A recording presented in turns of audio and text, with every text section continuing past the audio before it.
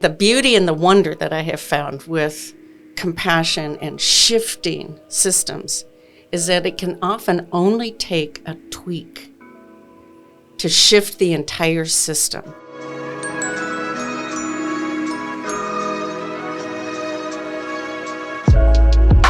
This season, Ripples, Physician Wellbeing will focus on the theme of facets of compassion. Compassion for self, others, and society. The Long School of Medicine Office for Graduate Medical Education utilizes a compassion course to combat feelings of imposter syndrome, guilt, or shame with challenging patient outcomes, as well as teaching mindset adjustments to promote higher self-kindness. For each facet of compassion, we'll provide you with an episode about recognizing when an instance can require grace and the pebble to activate it. We're happy you're with us. Let's create some ripples.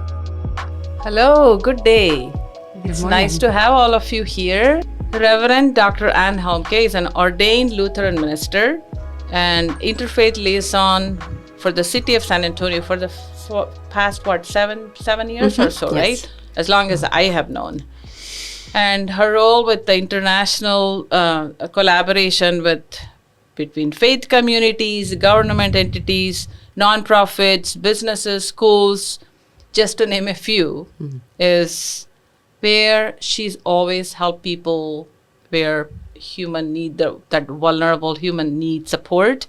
And I personally have worked with you, since 2000, since we got Arun Gandhi here for the Salt March. Right, we don't have to put all those numbers out there. So we can, but yes. Forever. So it is so good to have you here, and we are honored to talk with you today. And it's really good to be here. Thank you. Can I call you Anne? Please. Thank you so much. I knew, but I just heard again Vina saying that you are the faith liaison for the city of San Antonio, Texas, our city.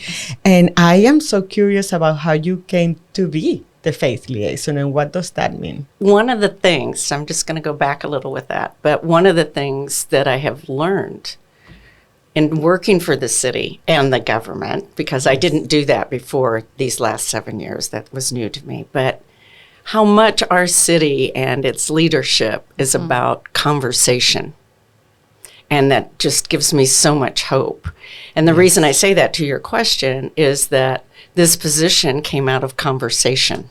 Okay. And that's so important, I think, to how our city moves and breathes and how it's led that might not quite be like other cities, unique and wonderful. There were clergy, as I understand it, in 2016 who were talking to one of our city council members, and who's now, by the way, nationally directs communities and schools. So I'm just so proud of San Antonio, so I could go on and on about these things. But so clergy in his district were talking to him and saying, one of our largest natural resources in San Antonio is our faith community. And how does that intersect with the city? How is that working? Yeah.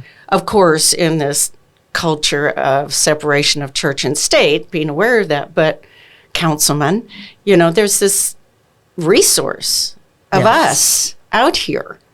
Why isn't there more connectivity, and what would that look like?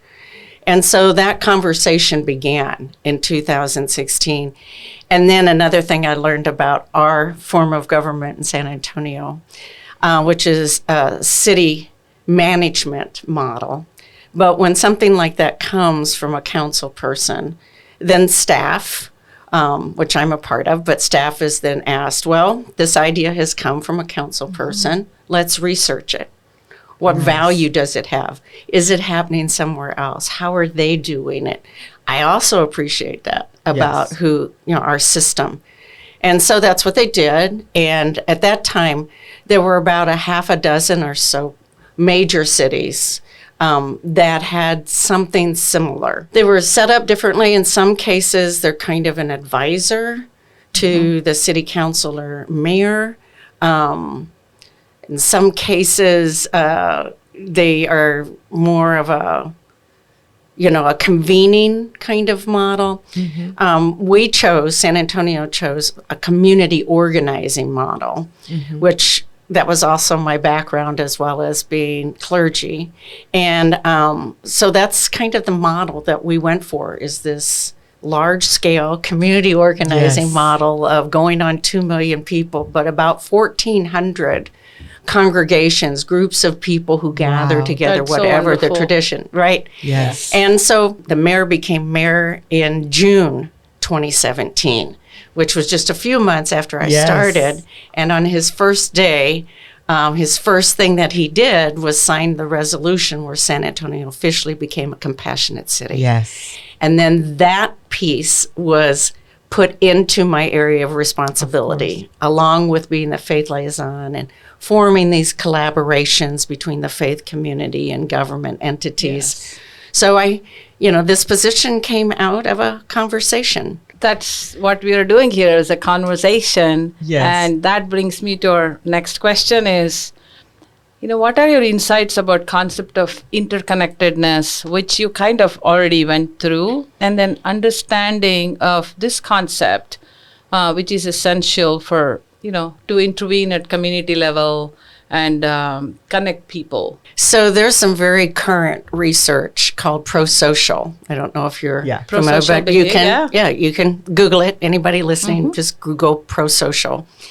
And the research came out of a Nobel laureate's work, Lynn Ostrom's work. And she was curious about, how do they work together? And if more or less left alone, people were organically form structure and work together. Yes. And what the research, and so it's been historical research reaching back as far as possible, but also current research debunks the whole survival of the fittest. Yes. So this pro-social research tells us that the reason the human species has survived is because of collaboration, our interconnectedness, our cooperation. That's what we do as humans. That's in our DNA, just as compassion is in our DNA. That I'm not just saying that metaphorically, but science has shown, neuroscience has shown, these are the things that make us us. Yes. I've started to notice beyond, my work and in other departments in the city, where collaborations are formed and working together. I mean, we look at the trauma-informed care training across our city. That was one of the largest collaboratives formed. It was like 250 organizations working together.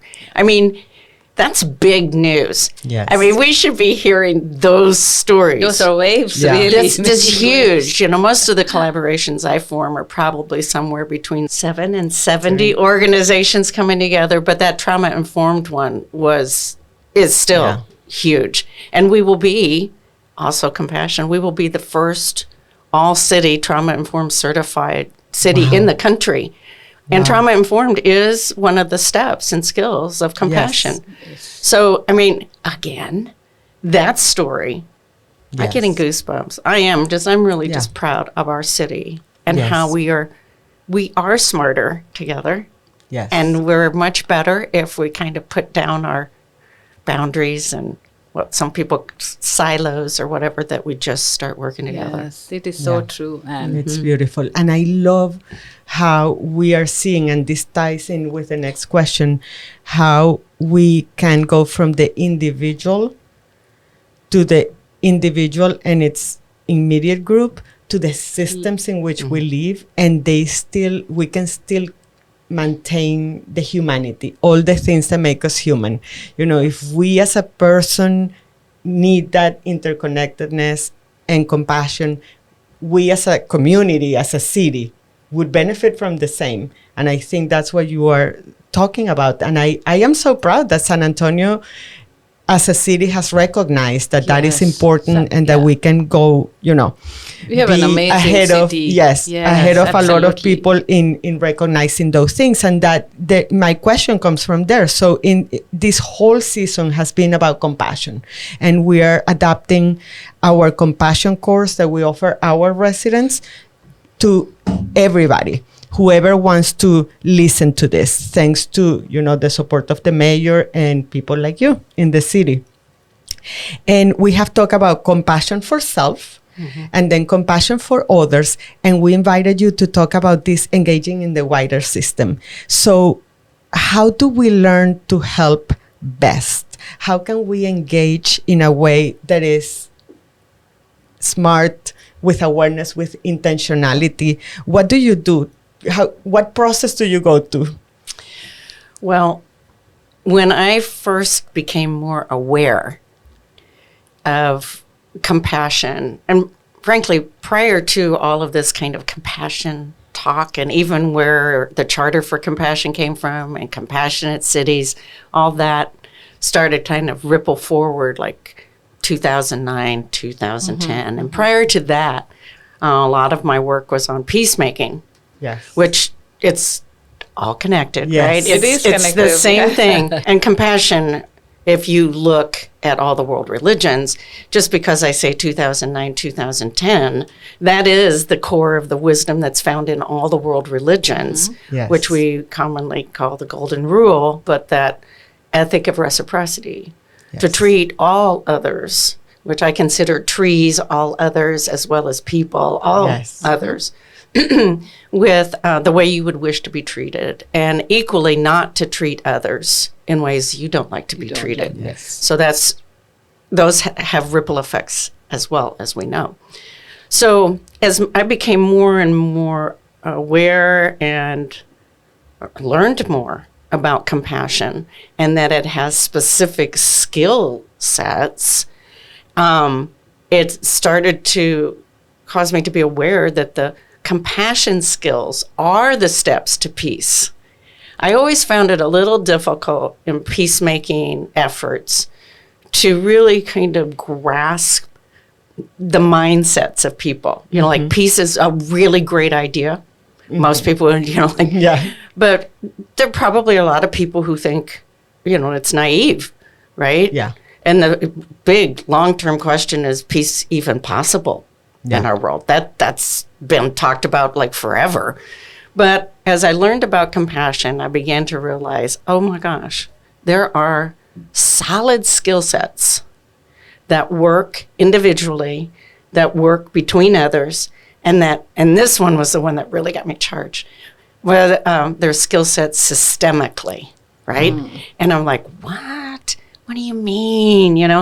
Because, we always talk about, the healthcare system. Yeah, sure could use some help. Well, there isn't one system that couldn't use some help, right? We just named them, right? Absolutely. The political system, the educational system, and the toughest system, frankly, that I have found is the one I live in. My system, this body, the world I create around me, that's been my tough one. We can talk later about that. But recognizing that I am a system, everything is a system. Us sitting here is a system. And so when I started to learn those skill sets and become more aware of them, so I'm getting to your question. But those practices and those skill sets that have names and have practices, it's no different than the Spurs practicing their skill sets to play basketball. It's the same concept. And the Spurs, not only are they a team, they're a system. Yes. So they practice. So when they get in the game, when you get in those moments of emergency, of when you're called into your best, right? When they get into the game, they don't have to think about what they're doing. The practice, the skills go into play. Yeah. And so that's kind of the best answer I have. But within those skill sets and practices, there are ways to look at systems. And what I find just so beautiful, and it still fills me kind of with wonder. But when you look at a system, So I would encourage people to always kind of start small. So what's the team you work with, which could be your family, which might not be the best first one to do, right? but your team at work, your system. It's a so system. let's just draw like a big circle, and who does what in that system on a piece of paper. Yeah. And the beauty and the wonder that I have found with compassion and shifting systems is that it can often only take a tweak to shift the entire system. So when I go to looking at systems, because I've also watched, and government probably is one of the best examples, but so we need more affordable housing, for example, right? Huge process that the city went through. Good process, community listening, leadership coming together. And then they developed what's called the Strategic Housing Implementation Plan, which we affectionately call the SHIP. And it's nice that it has an acronym that kind of works, right? But but it's huge. It's like an inch thick. And they're talking to the system. They're talking about every angle and how do we change it and how do we go about it. In fact, the people who are responsible for the SHIP and the system, I feel so for them because I'm like, how do you not spend every day overwhelmed by this goals that you've set? And how do you not put it up on a shelf? Because that would be an option. Great, we got a plan, but we'll put it on a shelf because it's way too much to think about, right? But if you're looking then into that system, so we'll take the SHIP, what is one thing in there that, in fact, it could be 101 things that 100 different groups of people could take on a one thing, a one shift, right? With my own system, one shift could be, I just need to go to bed earlier and get more sleep. That might not sound like much, but if you're used to staying up late and you feel tired all the time, shifting to an earlier bedtime is, you got to practice. Yes. So these simple shifts can like move an entire system. And there are ways to do it. And again, drawing things out on a piece of paper and how it's all interconnected, and then saying, what's one place? Let's just start with one easy place. That is so beautifully said. It reminds me of Adriana about family systems. Yes. Right? Yes. So it's exactly that what you were talking about is family systems, one of the therapy modalities. What I'm hearing at the end of the day is, in your talk about skills, in your talk about these people coming together in our community to help our city, that we can start with us, our compassion, and maybe make a shift in our own system so we can become more compassionate to others, and that will affect the system. Is that the beautiful thing you're trying to tell us? That is a beautiful thing. Yes. It's so beautiful because it starts with us and goes like waves. So that again brings us back to what we do here. We ask all our guests to leave us with a pebble. If someone can just listen to that last minute or two and they take something as a pebble that they can practice, they can use it in their daily life. Something similar to sacred.org is like something they can hit. What would you like to leave us with as a pebble? The pebble is just take the next step. Ooh. That's the pebble. You're moving me. I know. Behind that, see, I chose not to do the behind that, but just take the next step. One of the most important learnings that I've had that has changed everything that I do is the subtle difference between empathy and compassion. We often talk about compassion fatigue, but back to science, it's shown us it's not. It's empathy fatigue. So as humans, when we empathize, literally energy goes out of us. So if I hear about your suffering, I empathize. And our bodies literally, it takes energy in that. Yeah. So the more stories I might hear in a day, or the more people that I work with, that energy quantity continues, right? It goes and it flows. And you will recognize that when you're working or when you're with family and you're just like, oh, this is just killing me or it's draining me, right? Your body can literally feel it. Compassion is the antidote.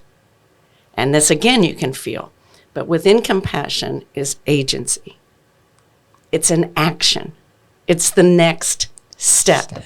And so if I'm listening to your suffering, whatever it might be, and then one of us kind of gets like this spark, right? Like, oh, well, what if we did this? Like there's an idea, an action, right? What if we did this? Suddenly, you can literally in your body feel the energy. It produces how that works, how we were created, right? Talk about a miracle. Yeah. But it creates energy. So you know when you're in the empathy zone and you know when you're in the compassion zone because of energy drain and energy creation. And when you have that small thing, like, why don't we just have dinner together once a week and talk about this? Yeah. So that next step is, when are we going to do that next week? When are we going to meet for dinner? Take the next step. That's the propeller, actually. So beautifully said. Yes. Empathy, compassion, it propels you to do action. Right? Yes, beautiful. Yeah, so that is, like you said before we started recording, that's not a pebble, that's a boulder. Exactly. Thank you so much. Yes. Yeah, thank you. And it's been an honor to have you here. Such a pleasure to be here with you. Thank you for all your work that you're doing for our city and for compassion. Thank you. Thank you.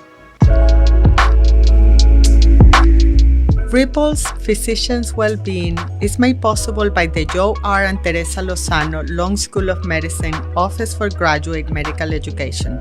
To contact us or learn more about the Wellness Home, visit gmewellness.utesca.edu. This podcast is inspired by the Dalai Lama's powerful quote. Just as ripples spread out when a single pebble is dropped into water, the actions of individuals can have far-reaching effects. We provide physicians with pebbles, tangible and actionable practices that can help make positive impacts in their personal and professional lives.